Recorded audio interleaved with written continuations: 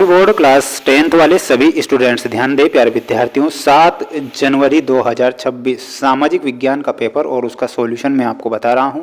अगर आप इन question paper को ध्यान से देखते हैं तो प्यारे विद्यार्थियों मैं आपसे इतना जरूर कहूंगा कि 100% वही प्रश्न आएंगे जो मेरे द्वारा आपको वीडियो बताए जा रहे हैं, और जो पेपर मैं बता रहा हूँ ये 100% प्यारे विद्यार्थियों आपकी परीक्षा में आएगा। इसलिए ध्यान से इस क्वेश्चन पेपर को देखें और अच्छे से इन सभी प्रश्नों को याद कर लें, क्योंकि पूरा का पूरा पेपर आ चुका है आपकी स्क्रीन के सामने।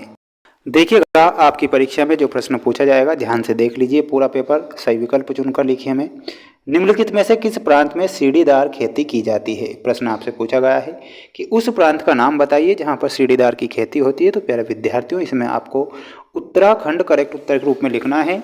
उत्तराखंड में सीढ़ीदार खेती होती है तो आपको उत्तराखंड करेक्ट करके आना है। प्यारे विद्यार्थियों हमारे इसी चैनल के द्वारा नोट्स के माध्यम से आपको वार्षिक परीक्षा की तैयारी करवाई जा रही है। अगर आप उन नोट्स के माध्यम से पढ़ते हैं और अपनी वार्षिक परीक्षा की तैयारी करते हैं तो हम डेली लाइव क्लासें लेकर आ रहे हैं। तो उन लाइव क्लासों में आपको जुड़ना है और आप सभी बच्चों को अपनी परीक्षा में सबसे ज़्यादा अंक प्राप्त करना है, प्री बोर्ड में भी और वार्षिक में भी। ठीक है, तो काली मृदा किस राज्य में मुख्य रूप से पाई जाती है। तो काली जो मृदा है मुख्य रूप से महाराष्ट्र राज्य में पाई जाती है। तो यहाँ पर आपको महाराष्ट्र करेक्ट उत्तर के रूप में करके आना है।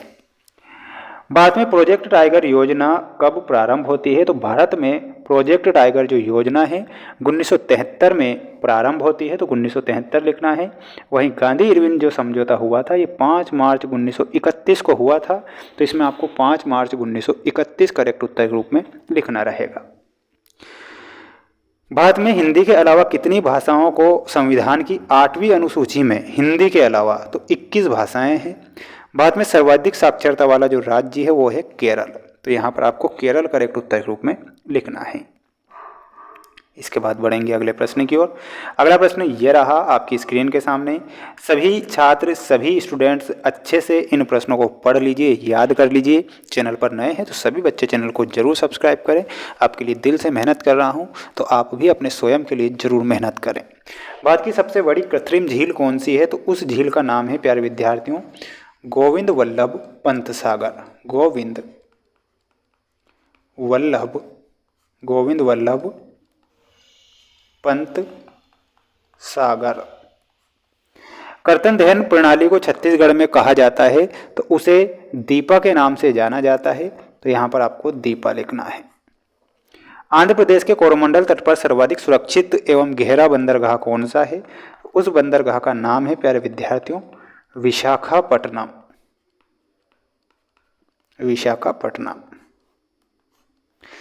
अफ्रीका में 1890 के दशक में नामक बीमारी बहुत तेजी से फैल गई थी। तो उस बीमारी का नाम है प्यारे विद्यार्थियों रिंडरपेस्ट। समान मजदूरी से संबंधित अधिनियम में कहा गया है कि समान कार्य के लिए समान दिया जाएगा तो वेतन दिया जाएगा। तो यहाँ पर आपको वेतन लिखना है। औसत आय को भी कहा जाता है तो औसत आय को ही प्यारे विद्यार्थियों इसमें आपको लिखना है प्रति व्यक्ति आय भी कहा जाता है। तो इसमें आपको क्या लिखना है प्रति व्यक्ति आय। स्क्रीनशॉट ले लो आप सभी छात्र और इन प्रश्नों को याद कर लो, क्योंकि प्रश्न परीक्षा में आ रहे हैं। अगर मैं क्वेश्चन पेपर आपको बता रहा हूं तो सिर्फ आपको पढ़ना जरूरी है। अगर आप अच्छे से मेहनत करेंगे तो ही आप नंबर लेकर आ पाएंगे।